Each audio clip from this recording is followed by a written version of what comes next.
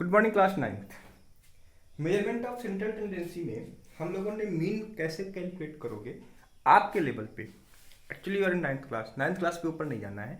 तो ninth class में जो मीन का कॉन्सेप्ट था, ठीक है ना, अनग्रुप्ड का और ग्रुप्ड का with the help of direct method, वो मैंने आपको करना बता दिया था। आज मीडियन भी बताऊंगा और मोड भी बताऊंगा, ठीक है ना। और दूसरी चीज़ ये था कि मैंने आपको कहा था भाई मीन की मेरिट्स एंड डीमेरिट्स पढ़ लेना, ठीक है ना। तो आई होप आप लोगों ने उसको अच्छे से पढ़ लिया होगा, ठीक है ना। तो आइए देखिए, हम लोग बात करेंगे किसकी, मीडियन की बात करेंगे।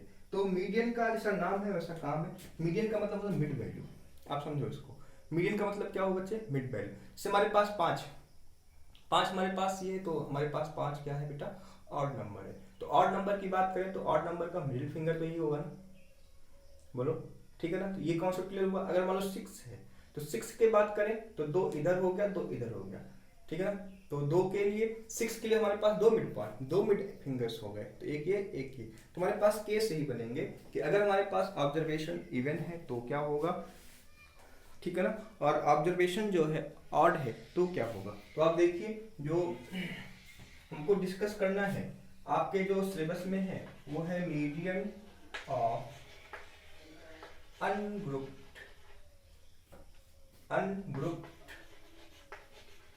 Data, ungrouped data. आई, तो जो पहला है पार्ट उसको हमें सीखना है। राइट द ऑब्जर्वेशन,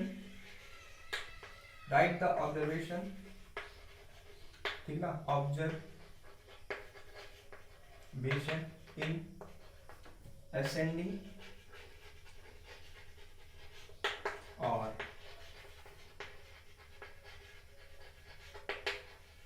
असेंडिंग और डिसेंडिंग ऑर्डर। दूसरा जो बच्चे हैं, check number of observation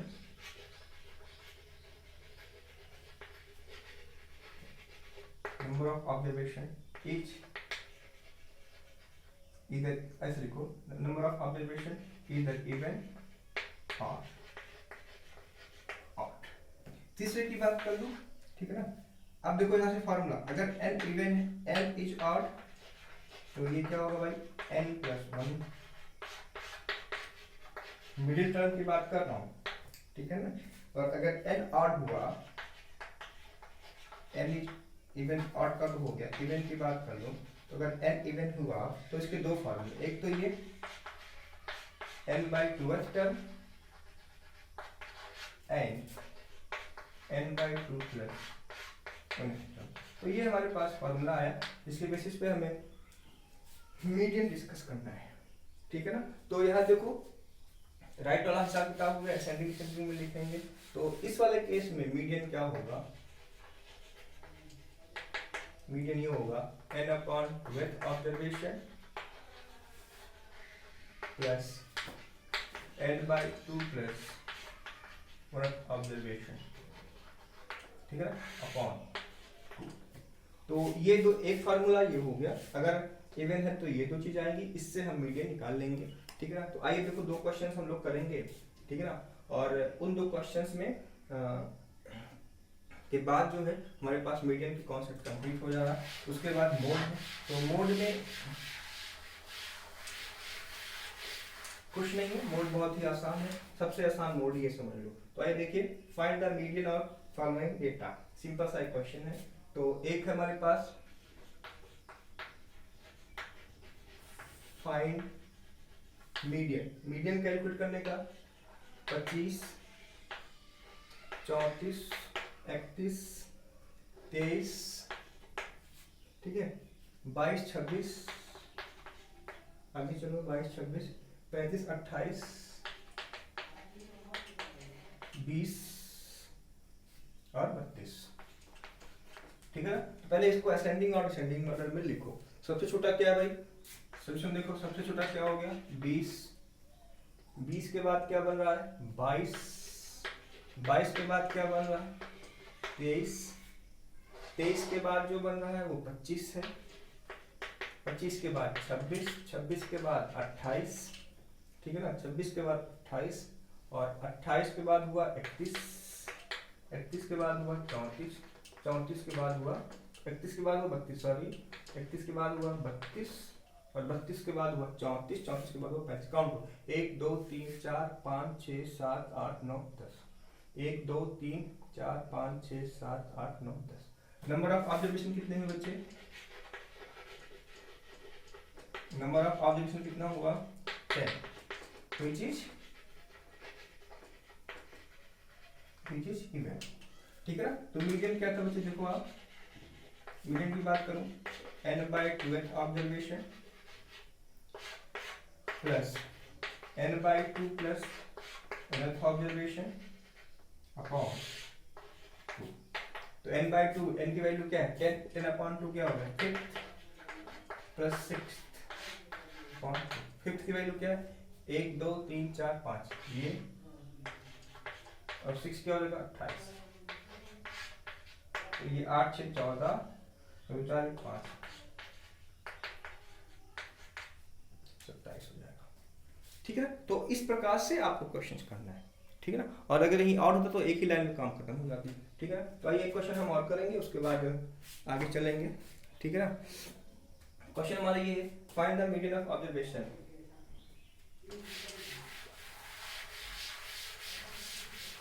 next question है भाई, देखिए नेक्स्ट क्वेश्चन में ये है, नेक्स्ट क्वेश्चन में बड़ा ही अच्छा क्वेश्चन है ये। The median of the observation, the median of the observation 11 12 14 18 x+2, ठीक है, x+4 30 32 32 के बाद हो गया 35। ये ऑब्जर्वेशन दिए भाई, 32 35 41 इन ascending order, arranged in ascending order is 24। मतलब मीडियन कितना दिया है? 24। फाइंड x, क्या है? Find x। अब देखो काउंट करो, मीडियन दिया हुआ x निकालना, तो 1 2 3 4 5 6 7 8 9 10, वही कॉन्सेप्ट। तो क्या हो गया? नंबर ऑफ ऑब्जर्वेशन, सोल्यूशन की बात कर लो। नंबर ऑफ ऑब्जर्वेशन कितना हुआ बच्चे? बोलो, नंबर ऑफ ऑब्जर्वेशन हुआ 10। ठीक है, तो मीडियन क्या हो जाता है बताओ? मीडियन का formula n/2th observation plus n/2 plus 12th observation upon 2। तो मीडियन कितना दिया? 24, n/2 5th, 1 2 3 4 5 ये वाला, 6 ये वाला। तो क्या हो जाएगा बच्चे? x+2 plus x+4 upon 2। Solve कर लो, इधर आएगा मल्टीप्लाई होगा, 4 2 जा 8 2 2 जा 4, 2x plus 6, 2x equal to क्या होगा? इधर आएगा 42, क्या हो जाएगा? x इक्वल टू 2 2 जा 4 2। ठीक है, अब ऑब्जर्वेशन की बात करूंगा तो यहाँ पे देखो 23 हो जाएगा, यहाँ पे क्या हो जाएगा? 25 हो जाएगा। ठीक है, तो इस तरह से आप लोग मीडियन सॉल्व करो, और जो नहीं आया पूछो। ठीक है, आपके लिए दो चीजें हैं, दो चीजें आपके लिए, जो आपके लिए काम है वो देख लो, मेरिट्स एंड डिमेरिट्स।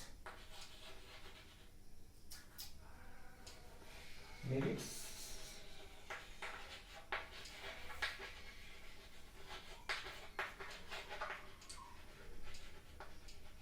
ठीक है, डू योरसेल्फ। आगे हमको क्या डिस्कस करना है? लास्ट टॉपिक है, इसी के साथ स्टैटिस्टिक खत्म हुआ। ठीक है ना, उसके बाद हम चलेंगे आगे वाला कॉन्सेप्ट में। ठीक है, कल से हम लोग कुछ और पढ़ेंगे। मोड का, मोड का आप देख लो, मोड में कुछ नहीं है। मोड की डिफिनेशन क्या लिखा है? देखिए, mode is the value which आकर, आप लिखो mode is the value which आकर मोस्ट फ्रीक्वेंटली। ये वर्ड देखना, मोस्ट फ्रीक्वेंटली, जोन सा ऑब्जर्व फ्रीक्वेंटली। अब आप देखो, जो ऑब्जर्वेशन मैक्सिमम बार आया होगा, ये कोई बार डेटा हम लोग कलेक्ट किए, जैसे मान लो हमने एक टेस्ट लिया तो उसमें से 50 बच्चों में 30 बच्चे फेल हो गए, तो फेल होने का अमाउंट क्या होगा भाई? 30 लोग हो गए ना, मैक्सिमम लोग हो जाएंगे। तो इस चीज का ध्यान रखना। तो मोस्ट फ्रीक्वेंटली इंसर्ट ऑब्जर्वेशन, ठीक, जिसे हम क्लस्टर पॉइंट बोलते हैं। बात समझ रहे हो नहीं समझ रहे हो? ठीक है, तो मतलब ये देखना कि किस ऑब्जर्वेशन में कौन सा टर्म बहुत ज्यादा आया हुआ है। ठीक है ना, तो आप ये देखो, फाइंड द फॉलोइंग मोड, आप क्वेश्चन से समझो। Find mode. फाइंड मोड की बात करूं तो 110, 120, 130, ठीक है ना, फिर 120, 110, 140, 130, 120, 140, 120। एक चीज आप ध्यान रखो, इसके बहुत ही बड़े बड़े स्कोप है, बहुत बड़ा बड़ा कॉन्सेप्ट है, लेकिन आपको क्या करना, we are in 9th class, हमको जो भी बात करनी है वो 9th क्लास के बारे में बात करनी है। अब देखो 110 कितनी बार आया भाई, 110 कितनी बार आया है, कैलकुलेट करो, ए 2 बार आया है, ठीक है ना, तो आप इसको लिख सकते हो 110 आया है 2 बार, ठीक है। 120 की बात करो, 1 2 3 4, 120 कितना आया है 4 बार। 130 की बात करूं तो 130 आया है 2 बार, ठीक है। 120 130 हो गया। 140 की बात कर लूं तो 110 तो हो गया, 140 की बात कर लूं तो 140 कितनी बार आया है 2 बार आया है। और कुछ बच रहा है, 130 का हिसाब किताब हो गया। तो आप देखो इसमें मैक्सिमम बार कौन आ रहा है, तो मोड कितना हो जाएगा इसका, बोलो मोड क्या हो जाएगा इसका 120। तो इस प्रकार के ऑब्जर्वेशन से आप लोग क्वेश्चंस करो, ठीक है ना। जो नहीं है वो मेरे से पूछो। फिर आपको यहाँ पे क्या देखना, यूज ऑफ मोड, ठीक है ना। एक सबसे इंपॉर्टेंट पार्ट मैं आपको बताने वाला हूँ जो रिलेशन देता है तीनों के बीच में, ठीक है। मोड निकालना आपको समझ में आ गया होगा। देखिए रिलेशन बिटवीन